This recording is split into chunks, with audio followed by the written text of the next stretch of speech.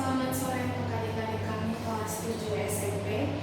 Hari ini kita masih belum dapat belajar dengan tatap muka, hanya melalui video pembelajaran. Namun diharap kalian tetap dapat fokus belajar di rumah, walaupun kita tidak bisa bertemu. Dan bila ada pertanyaan seputar materi ini, nanti boleh melalui WA. Oke, hari ini kita belajar tentang lapisan bumi. Jadi lapisan bumi ini ada 3 jenis. Yang pertama atmosfer, kedua litosfer, dan yang ketiga hidrosfer. Sekarang yang kita bahas pertama kali adalah atmosfer. Atmosfer itu merupakan lapisan udara. Jadi si atmosfer ini merupakan selimut gas yang menyelimuti planet bumi. Jadi bumi ini memiliki kehidupan karena pertama atmosfernya sangat tebal. Lalu yang kedua, di atmosfer tersebut terdapat dia ozon dan oksigen yang sangat dibutuhkan oleh manusia. Jadi di sini kandungan dari atmosfer dia 78% terdiri atas gas nitrogen, lalu 21% itu oksigen, 0,9% argon, 0,03% itu adalah karbon dioksida, dan 0,7% adalah gas-gas yang lain, termasuk nanti di sini ozon, uap air, dan yang lain-lainnya. Jadi manfaat-manfaat atmosfer pertama seperti yang disebut melindungi bumi dari paparan sinar ultraviolet matahari. Lalu yang kedua melindungi bumi dari benda-benda luar angkasa, dan yang ketiga sebagai tempat terjadinya kejadian alam cuaca. Dan yang keempat, dia memiliki berbagai kandungan gas yang bermanfaat bagi manusia. Jadi si atmosfer itu memiliki 5 lapisan. Ada nanti troposfer, stratosfer, mesosfer, termosfer, dan yang terakhir eksosfer. Yang pertama itu lapisan troposfer. Jadi si troposfer ini merupakan lapisan terbawah, lapisan yang menyelimuti permukaan bumi yang paling bawah. Jadi ciri-cirinya yang pertama itu dia sebagai tempat terjadinya cuaca harian bumi seperti hujan, angin, salju, dan lain-lain. Yang kedua, ketinggiannya antara 0 sampai 18 km dari permukaan bumi. Lalu dia ada lapisan pembatas antara troposfer sama si stratosfer. Itu namanya adalah tropopause, itu ketinggiannya antara 8 sampai 12 km. Baru yang kedua lapisan stratosfer. Jadi lapisan stratosfer ini merupakan lapisan yang paling dingin dan sebagai tempat lapisan ozon. Jadi ozon itu yang melindungi kita dari sinar ultraviolet itu berada di lapisan stratosfer. Jadi ketinggian dari si stratosfer ini antara 10 km sampai 50 km dari permukaan bumi.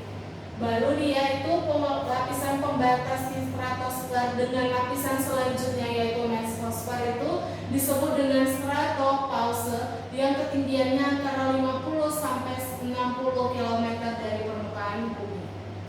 Lalu lapisan yang ketiga yaitu mesosfer ini berada pada ketinggian antara 50 sampai 75 km dari permukaan bumi. Pada lapisan ini setiap ketinggiannya bertambah 100 meter maka suhunya akan berkurang katanya 0,4 derajat Celcius. Jadi kalau misalkan di lapisan dasarnya itu adalah 10 derajat, maka di puncaknya bisa mencapai minus 100 derajat Celcius.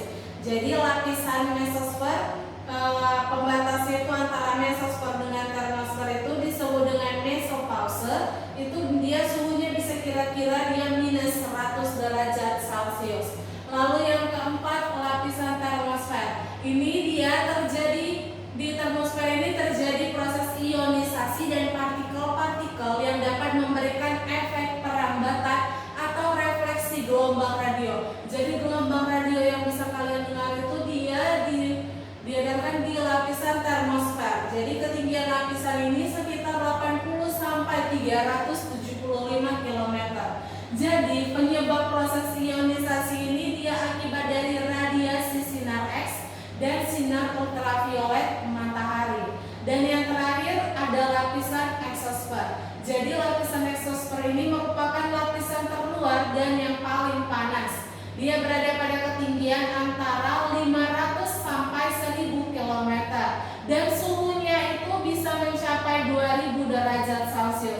Jadi pada lapisan eksosfer ini juga terjadi kan dia itu asteroid, meteor, komet itu bisa jatuh akibat gravitasi bumi kita, dan supaya tidak sampai ke permukaan bumi dia itu biasanya terbakar di lapisan eksosfer ini. Baru yang kedua masuk ke lapisan litosfer. Jadi lapisan litosfer ini litosfer itu merupakan lapisan batuan penyusun bumi. Itu ada 3. Yang pertama kerak bumi, yang kedua mantel bumi, dan yang ketiga inti bumi. Jadi kerak bumi atau crust itu merupakan lapisan bumi yang paling luar dan sebagai tempat tinggal kita. Jadi kita tinggal di kerak bumi dan ketebalannya itu antara 5 sampai 70 km dan tersusun atas batuan beku, sedimen, dan metamorf. Jadi struktur kerak bumi itu terbagi menjadi 2 jenis. Yang pertama kerak benua dan yang kedua kerak samudra. Kerak benua itu merupakan kerak bumi yang paling tebal dan bisa mencapai 70 km. Kerak bumi itu sering disebut dengan granitis karena batuan penyusun dari kerak benua itu adalah granit. Dan yang kedua itu kerak samudra itu yang tertipis pada kerak bumi yang memiliki ketebalan antara 5 sampai 15 km dan sering disebut juga sebagai lapisan basaltis karena tersusun atas batuan basal. Oke, demikian materi kita hari ini. Bila ada yang kurang jelas boleh ditanyakan melalui WA. Untuk empati dan kuisnya tetap disebar melalui WA group dan dapat dikumpulkan dia dengan wali kelas masing-masing. Oke, demikian materi kita